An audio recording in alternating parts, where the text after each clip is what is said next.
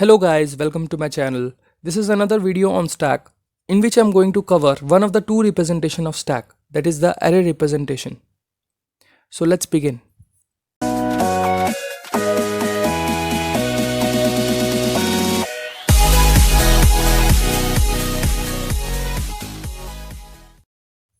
So as I said, there are two ways of representing stack which are linked and array representation. After discussing these two representations, I will also give a thorough comparison between two regarding what are the merits and which situation favors the use of which representation. So having said that, let's see the array representation. So before we even see the representation, let's first see the concept of stack as an ADT or abstract data type. So abstract data type is the most common representation of any data structure. It is basically an interface to user in the form of a group of functions which are callable and anything else is not accessible. What I mean is you can access these functions using by calling them, and you can see the usage, how to use them, which arguments to specify, when to call them, but you cannot see their implementation.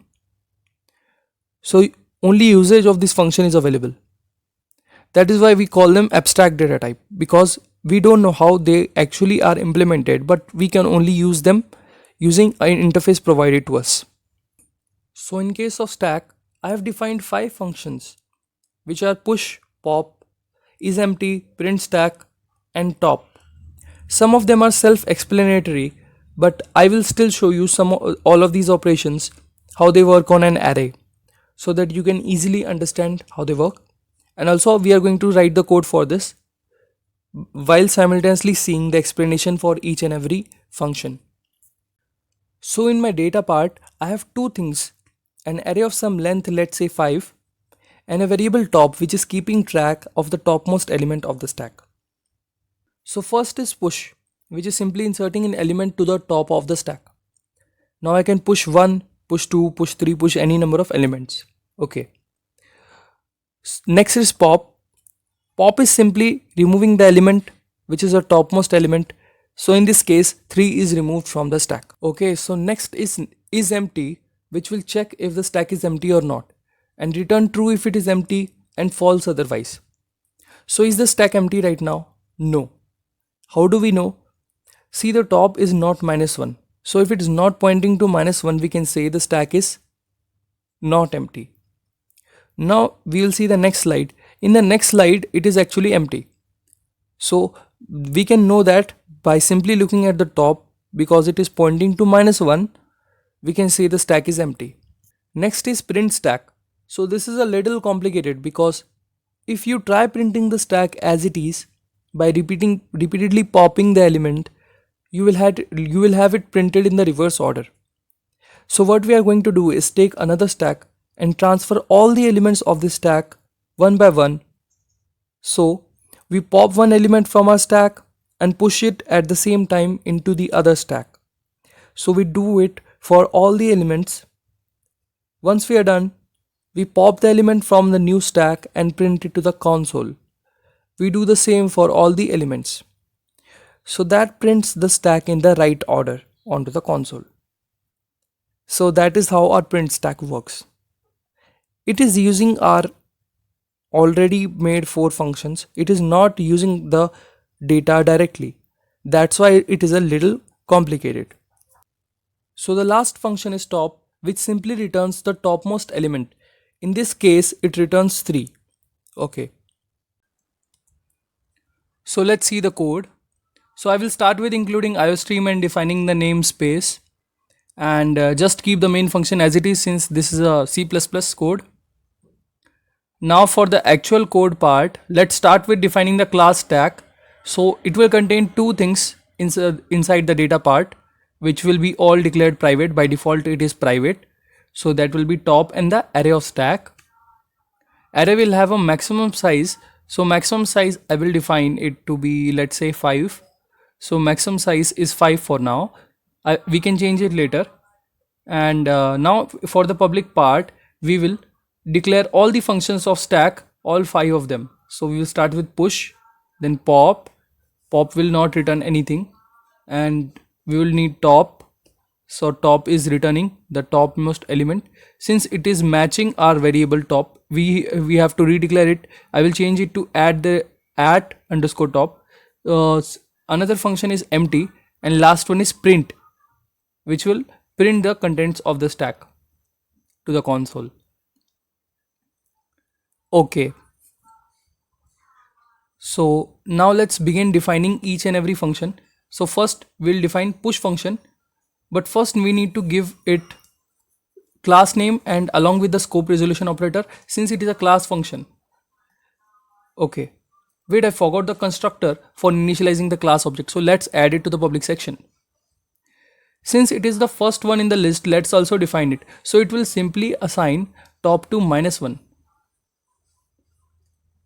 Okay, we don't need to initialize array. Now let's come to push. So it will move top to the next element first, and then it will insert a new element at the top. Okay, also there is an overflow condition, which is if the new top is outside the range of maximum size, it will overflow. So I will print stack overflow end of line in the else part.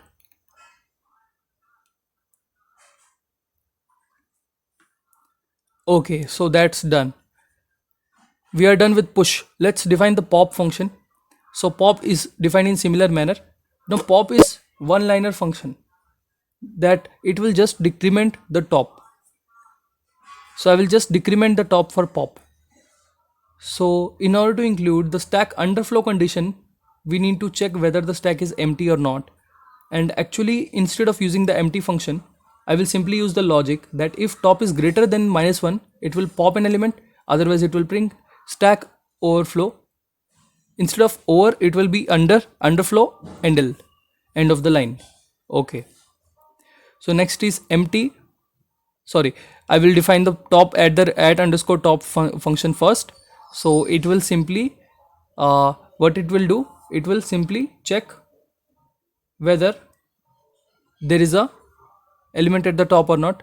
Actually it will not check, it will directly return. Okay, so now what is empty function? So empty function includes the same condition. If the top is greater than -1, then it will return false since it is non-empty. If it is otherwise, it will return true, that is it is empty. Okay, last function is print. So print will define, we will define a temporary stack in for the print function. Okay, so now first thing, we will transfer all the elements from main stack to this one, to the temporary stack. So we'll check until it is not empty. We will repeatedly pop an element from the main stack and push it into the temporary stack. Okay, we have to do this until the stack is empty. Okay, next part is to remove elements from temporary stack and print them to the console. Also, since I scrambled my initial stack, we need to push elements to the stack also again. Okay, because if we don't do that, our stack is empty and it is not valid. I will cout temporary dot add top and space for the next element, and pushes again what I told just now for pushing element again into our stack. So our work is done here. All 5 functions are defined. Now in order to test everything works, I will check one by one all functions by calling them in the main function.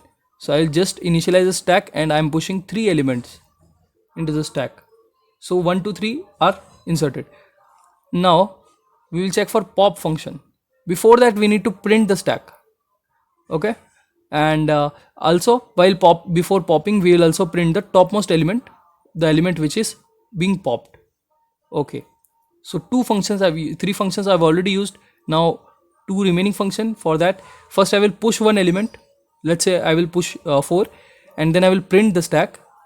After that I will pop it 2 times. Since 2 elements are there, it will make the stack empty. So if I print whether the stack is empty or not by checking is empty, okay, I will simply call the empty function and it will return the appropriate value. So in this case it is empty. Now I will push 6 times, one more than the size. So 5 was the maximum size. I have defined maximum size for one more push will make it overflow. Okay, and here for underflow, for checking the underflow, I have just popped after the stack is empty. Okay, so both the conditions are covered, stack overflow and stack underflow. Okay, now let's run the code. Okay, so I will simply use the command g++ my program name, g++ space program name, which is g++ stack.cpp. So g++ stack.cpp, enter. So we can see the 3 elements are pushed, then we popped 2 elements, after that we checked if empty or not after popping all the elements, and after that one more pop will give underflow, and after that when we pushed 6 times, one more than the size, then it printed stack overflow. So that concludes our program. So that's it for this video. Thanks for watching. Please stay tuned for the next video, which will be based on the linked representation of stack. So goodbye.